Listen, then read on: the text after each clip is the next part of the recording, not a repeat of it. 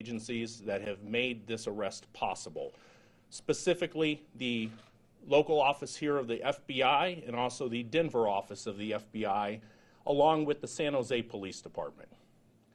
I do want to give a timeline just to kind of walk through some things relating this investigation.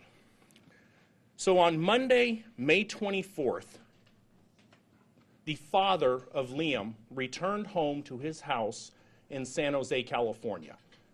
When the father arrived home, he noticed that all of Liam's belongings and all of Samantha's belongings were gone. There was a message that was left for him by Samantha. And I'm just going to quote a little bit of that message, but she specifically tells him, quote, "I'm sorry I had to do it like this." She also goes on to say that I'm going to try to get a house for Liam and I, and that we can talk about this in the future. There was nothing suspicious in that message that would lead the father to believe that Liam or Samantha were involved in any kind of foul play or that there was any harm potentially to come.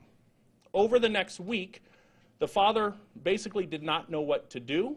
It was on June 1st that the father contacted the San Jose Police Department because he wanted to document the incident. San Jose Police responded to his house and they spoke with him. The patrol officers listened to the message. I've also listened to the message, and there was nothing suspicious from that message. It indicated that Samantha had basically left him and took Liam with her, and they were going somewhere else. He did not want to get Samantha in trouble, and he chose not to file a report to document the parental abduction. It was on the 4th when a friend of Samantha's noticed the sketch that had been circulating on local news networks, and she also knew that Samantha was missing. After observing that, she then went to the San Jose Police Department and explained to them that she felt that Liam could potentially be the person in that sketch. As soon as San Jose Police were presented with that information, they immediately launched an investigation and were very persistent in getting a hold of me. That is when they spoke with me that evening, and that's when we began coordinating our investigations. It is the following morning that we flew there, retrieved the pillow from Liam's bedroom, and brought that back to our forensics lab. So we have I talked yesterday about the information where we could put Samantha in Laguna Beach. We also could place her in Victorville. Since the press conference yesterday, we can place her at a local hotel here in Las Vegas on the 27th. When she was at that hotel, we believe from the information that we have right now that Liam was alive. From there, on the 28th, is when we found Liam's body at Mountain Springs. This morning, at around 6 a.m., members of the FBI's apprehension team in Denver took her into custody. I will turn this press conference over at this point to Jeremy with the FBI.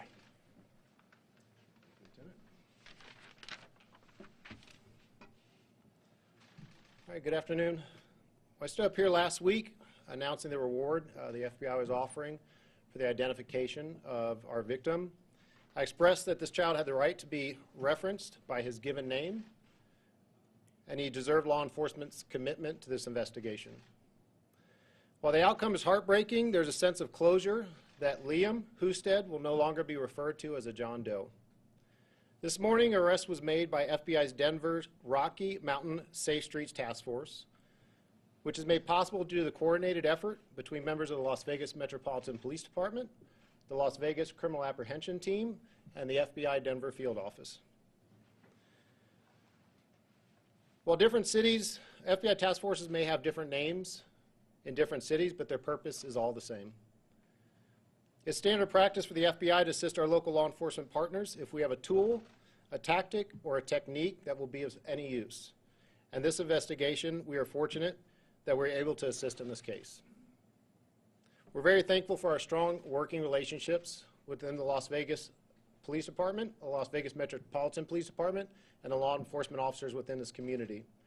I do want to just extend my appreciation to the media for your cooperation and your assistance in getting out as much information as you possibly could in such a quick time frame, and also to thank their public for their commitment and for their assistance in us getting to a resolution.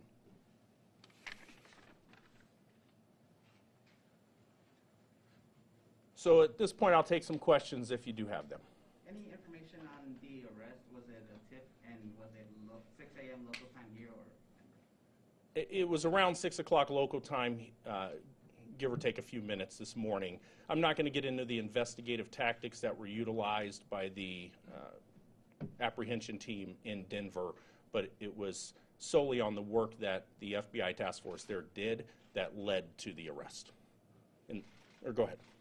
Obviously, you guys have been working on this case really hard for the past 2 or so weeks. How significant is solving this case for you and your detectives? Well, like I said, you know, the entire department, specifically my detectives, myself, it's emotionally draining working a case like this. Being able to have closure and identify Liam was very important, and now that we're able to make an arrest on this case is extremely gratifying. In the back. Last we heard she was seen on the 31st at a hotel in Denver. A lot of time has passed since then. Do you get a sense of what she was doing in Denver? Was she still bouncing around the hotels? Any idea why she chose Denver?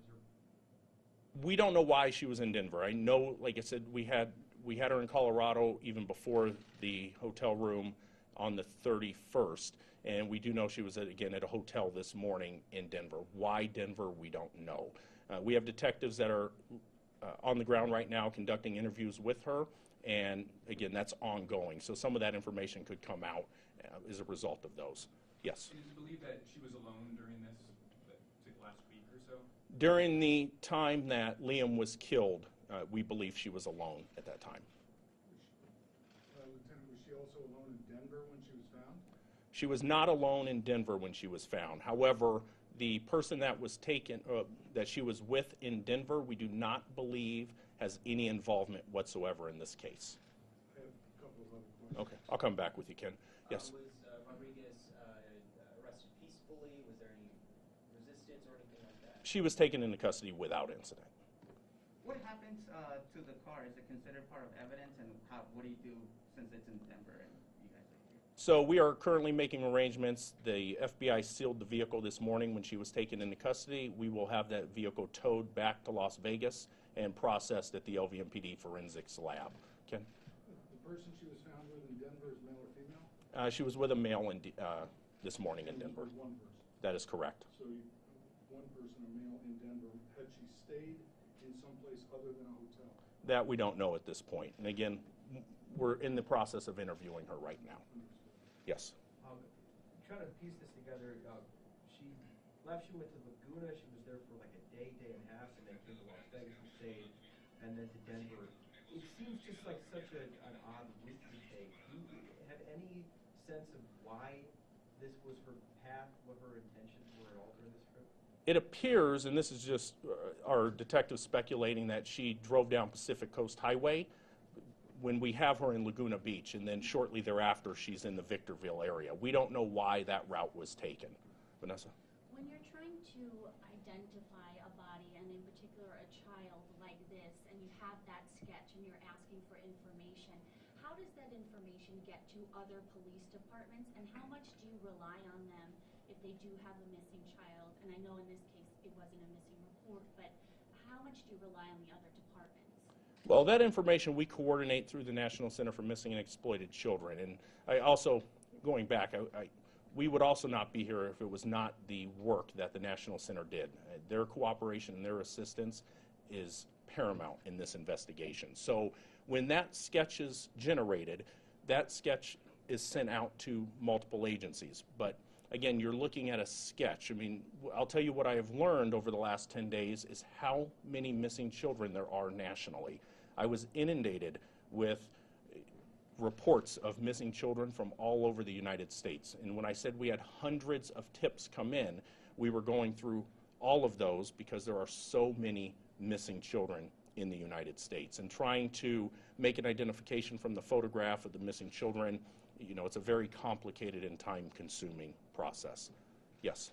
Do we know the relationship between Liam's father and Rodriguez? Are they married? Are they divorced? Do they have joint custody? What's going on? I believe it's a common law type marriage. They've been together for an extensive amount of time. They are both the parents of Liam. Yes? Before I ask about the reward, come to Special Agent Sports on that. Will you tell us how Liam died? Right now, we're not going to get into the specifics on how he died. We do have an idea of how he died.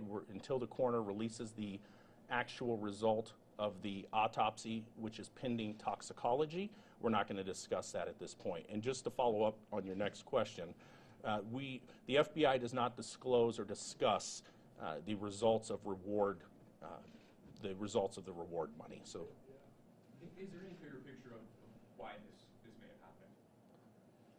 as far, again, we should have a little bit better idea on motive once we get the investigation continues. Like I said, we're in Denver right now. We're still following up on a lot of those leads. So, Is it too early to ask you about the special needs relationship, special needs of Liam?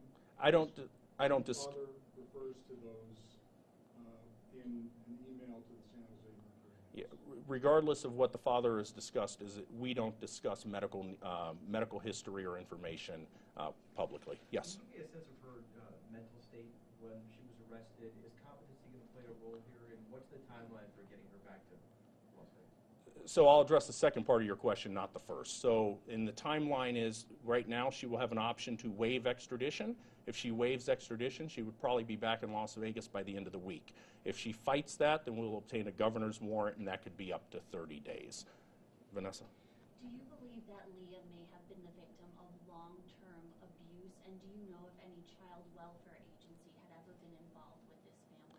There is nothing that indicates there was any type of long-term abuse whatsoever, nor any type of involvement with social services prior to that. Caitlin? I know you're not releasing the cause of death right now, but is it fair to say that he died in Vegas? Yes, we are 100% confident that he was killed here in Clark County. Specifically, we believe he was actually killed in Mountain Springs. Yes? Is there any indication between Rodriguez and Liam's father that there was any sort of domestic strife between them that would cause her to maybe take the child or anything? No, there again, and I kind of addressed that. There was nothing, obviously they've been together. I don't know their, the personal relationship as far as that, but there was nothing that indicates that. There was no prior involvement with the San Jose Police Department. So I'll take one more question. Yeah, go ahead. I know you mentioned toxicology. Was there a weapon involved in the slaying? I'm not going to answer that question specifically. Yeah, I'll take one more. You listened to the message from her significant other here. She intended on finding a house and moving out. Did you believe that message? Do you reasonably believe that she had good intent when she left? I don't know what her intent was, but I'll tell you from listening to the message, there was nothing that indicated any type of suspicion or foul play. And that's, what the father expressed as well. The father was, didn't know what to do. After the week took place, that's when he contacted the police, and then he still, again, chose not to make a report for any type of child abduction. They documented it per his request, and that's what took place there. All right. Do you know where Samantha and Liam stayed on the night of 26th, Wednesday night? That would have been the night they were last seen in Laguna, then Victorville, presumably coming here. So again, still early on. I do know where she stayed on the 27th, so we're still working those type of things, and we eventually have those answers. Were they in a hotel or did they stay in a car? On the 27th, they were in a hotel here locally. So thank you, guys.